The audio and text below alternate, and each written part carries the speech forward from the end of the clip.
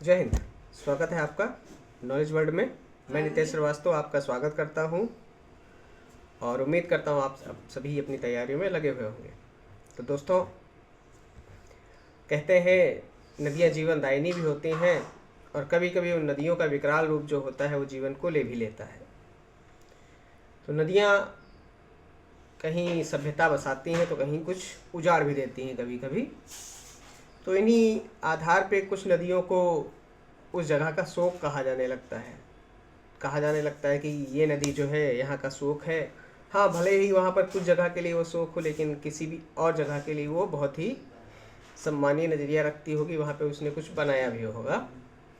तो दोस्तों, आज आपको मैं जानकारी की एक कड़ी में ये एक कड़ी और जोड़ने जा रहा हूँ, जो होगी आपके लिए याद रखने के लिए शोक नदियाँ। जैसे कि किस जगह की नदी को किस शोक के नाम से जाना जाता है, इस तरीके से करके कई क्वेश्चन आपके पेपर में आते हैं। तो दोस्तों, चलिए आपको पहली नदी बताता हूँ जो आपको याद रखनी है। जैसे चीन का शोक कहेगा चीन का शोक कौन सी नदी को कहा जाता है। चीन का शोक कौन सी नदी को कहा जाता है? आपका आंसर बनेगा हुआंगहो नदी जो है। हुआंगहो नदी जो है चीन में, इसे चीन का शोक कहा जाता है। और दोस्तों बताऊं आपको, हुआंगहो जो नदी है ना, इसको पीली नदी के नाम से भी जाना जाता है। किस नदी के नाम से जाना जाता है? पीली नदी के नाम से भी जाना जाता है। तो दोस्तों ध्यान रखिएगा कि चीन सबसे अधिक सीमाओं से लगने वाला देश कौन सा हो जाएगा? चीन हो जाएगा। भारत और चीन के बीच में सीमा रेखा जो है वो कौन सी हो जाएगी?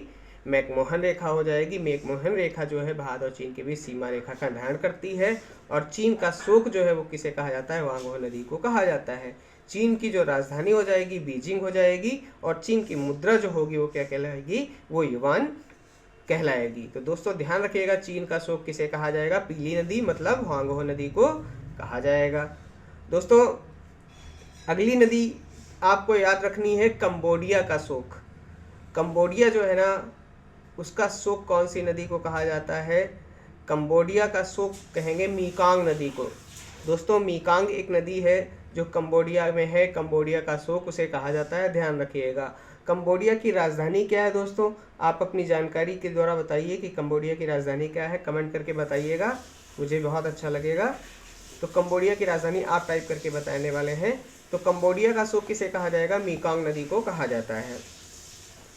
दोस्तों दक्षिण पूर्व यूएसए का शोक कहे या केवल कह दे यूएसए का शोक, यूएसए का शोक यूनाइटेड स्टेट अमेरिका जो है ना दोस्तों, यूनाइटेड स्टेट अमेरिका का शोक कौन सी नदी को कहा जाता है? तो दोस्तों यूएसए का शोक कहा जाता है टेनेसी नदी को। किसे कहा जाता है? टेनेसी नदी को कहा जाता है। ध्यान रखिएगा, यूएसए का शोक किसे कहेंगे? टेनेसी नदी को।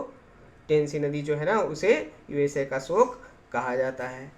दोस्तों आप जानते हैं भारत की जो पहली नदी घाटी परियोजना थी, दामोदर नदी घाटी परियोजना, दामोदर नदी घाटी परियोजना का जो मॉडल है वहाँ ये टेनेसी नदी घाटी परियोजना के आधार पर ही बनाई गई है। तो ध्यान रखिएगा, कभी अगर क्वेश्चन आपसे पूछ बैठता है कि जो भारत की पहली नदी घाटी परियोजना थी दामोदर नदी घाटी परियोजना, वो किसके आधार पे, किस डिज़ाइन पर बनी हुई थी? तो वो टेनेसी नदी घाटी परियोजना के आधार पर बनी थी। और टेनेसी जो नदी है वो कहाँ का शोक कही जाती है? तो यूएसए का शोक वो कही जाती है। कौन सी नदी? टेनेसी नदी को। दोस्तों चलिए, ये तो बाहर की नदियों के शोक हो गए। अब भारत में आते हैं और भारत में आपको ले चलते हैं सीधे बंगाल का शोक के पास। बंगाल का शोक जो होगा वो कहा जाएगा दामोदर नदी को। कौन सी नदी को? बंगाल का शोक कहेंगे किसको?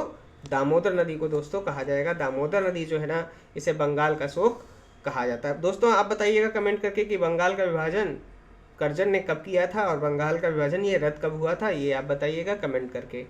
तो बंगाल का शोक कहा जाता है किसको?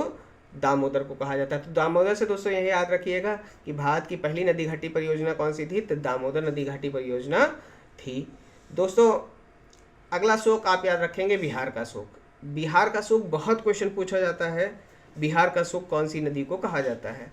तो दोस्तों बिहार का शोक जो है वो कहा जाता है कोसी नदी को। कौन सी नदी को कहा जाता है? बिहार का शोक कहा जाता है कोसी नदी को। बिहार जो है ना उसकी राजधानी पटना है। और दोस्तों जानते हैं ये जो पटना इस समय है वर्तमान में, ये पटना ना होकर के पाटलिपुत्र हुआ करता था प्राचीन काल में। और इस पाटलिपुत्र की स्थापना करने वाला था आर्यक वंश का एक शासक हुआ करता था उदयन। उस उदयन ने इस पाटलिपुत्र की स्थापना की थी और जिसे वर्तमान में हम पटना के नाम से जानते हैं। तो इस पाटलिपुत्र को पटना का नाम दे दिया गया था शेरशाह सूरी के द्वारा। तो दोस्तों ये ध्यान रखिएगा कि बिहार का शोक कौन सी नदी को कहा जाएगा। तो बिहार का जो शोक हो जाएगा वो किसे कहेंगे, कोसी नदी को कहा जाता है दोस्तों।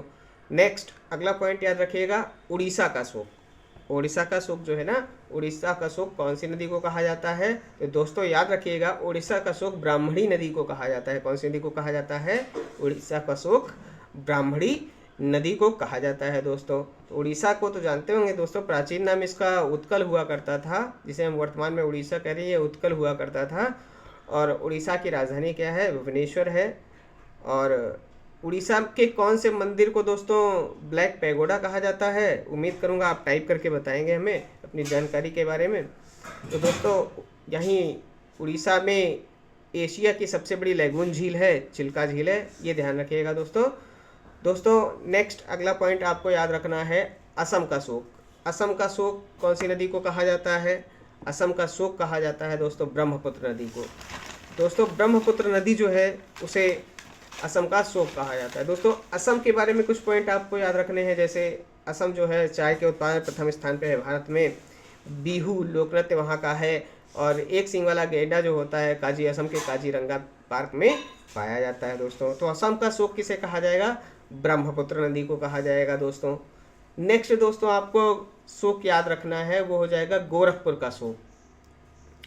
देखिए गोरखपुर के शोक की जब बात करेगा दोस्तों तो ध्यान रखेंगे गोरखपुर जो है उसका शोक राप्ती नदी हो जाएगा। कौन सी नदी हो जाएगा, राप्ती नदी हो जाएगा दोस्तों। कंफ्यूज मत होइएगा ताप्ती में, ताप्ती नहीं होगा, क्या होगा, राप्ती होगा। गोरखपुर जो है, गोरखपुर का शोक हो जाएगा राप्ती नदी। राप्ती नदी के किनारे ही गोरखपुर है, ध्यान रखेंगे इस चीज़ को। तो गोरखपुर का शोक किसे कहेगा, राप्ती नदी को कहेगा, ध्यान रखिएगा दोस्तों। सूरज जो होता है वो ताप्ती नदी के किनारे होगा दोस्तों। नेक्स्ट आपको जो याद रखना है शोक, वो आपको याद रखना है छोटा नागपुर का शोक। छोटा नागपुर पठार का शोक की अगर बात करेगा दोस्तों, छोटा नागपुर पठार का शोक कौन सी नदी को कहा जाता है। तो दोस्तों आपका आंसर बनेगा छोटा नागपुर पठार का शोक कहे या छोटा नागपुर का शोक कहे तो आपका आंसर बनेगा दामोदर नदी। कौन सा आंसर हो जाएगा दोस्तों, दामोदर नदी हो जाएगा। दामोदर नदी, दो पॉइंट आपको याद हो जाएंगे। जैसे बंगाल का शोक किसे कहा गया, तो भी दामोदर नदी को कहा गया था, अभी मैंने आपको बताया। तो दामोदर नदी के साथ में एक पॉइंट ये भी याद रखेंगे कि जो नदी बंगाल का शोक कहलाती है, मतलब दामोदर नदी जो बंगाल का शोक कहलाती है वो कहीं और का भी शोक कहलाती है। वो जगह जो है वो कौन सी है, वो छोटा नागपुर का शोक कहलाएगी या छोटा नागपुर पठार का शोक कहलाएगी। तो आपका आंसर बनेगा क्या हो जाएगा, वो हो जाएगा दामोदर नदी हो जाएगा। तो दोस्तों ये जो क्वेश्चन थे, नदियों से रिलेटेड क्वेश्चन थे कि कौन सी नदी किस जगह का शोक कहलाती है, और एक जगह पे तो आपको शायद कहीं नहीं लिखे मिलेंगे। तो दोस्तों ये जानकारी जो आपको है, ये शोक के हिसाब से पूछी जाने वाली जो नदियों के क्वेश्चन होते हैं, तो मेरे दोस्तों इतने में ही ये सारी चीज़ें घूमती रहती हैं। कौन सी नदी का कहाँ का शोक या किस जगह का शोक कौन सी नदी को कहा जाता है, इस तरीके के क्वेश्चन थोड़ा बहुत घूमते रहते हैं इधर उधर क्वेश्चन। बस इतने ही क्वेश्चनों में से ये जो आने वाले क्वेश्चन होते हैं दोस्तों जीएस के हिसाब से, जैसे ये शोक नदियों वाले, तो बस इतना ही एक दायरा बना हुआ है और इतने ही क्वेश्चन में से जब आना होता है ये क्वेश्चन इधर उधर से कूदा करके उसको पूछ लिया जाता है दोस्तों। तो दोस्तों उम्मीद करता हूँ ये जो वीडियो आपने देखा है 8-10 मिनट का वीडियो ये शोक नदियों के बारे में, तो उम्मीद करता हूँ ये जानकारी आपको अच्छी लगी है। आपको अच्छी लगी है जानकारी तो अपने पढ़ने वाले और दोस्तों को भेजिएगा। आप अगर पहली बार वीडियो देख रहे हैं तो लाइक करिएगा, कमेंट करिएगा, शेयर करिएगा। तो दोस्तों उम्मीद करता हूँ आप इस जानकारी को अपने पास नोट डाउन करेंगे। तो दोस्तों मिलता हूँ अगले वीडियो में नई जानकारी के साथ। तब तक के लिए जय हिंद, विजय हिंद। अपना और अपनों का ख्याल रखें, अपनी तैयारी में लगे रहें, अपना और अपनों का ख्याल रखें। जय हिंद, विजय हिंद।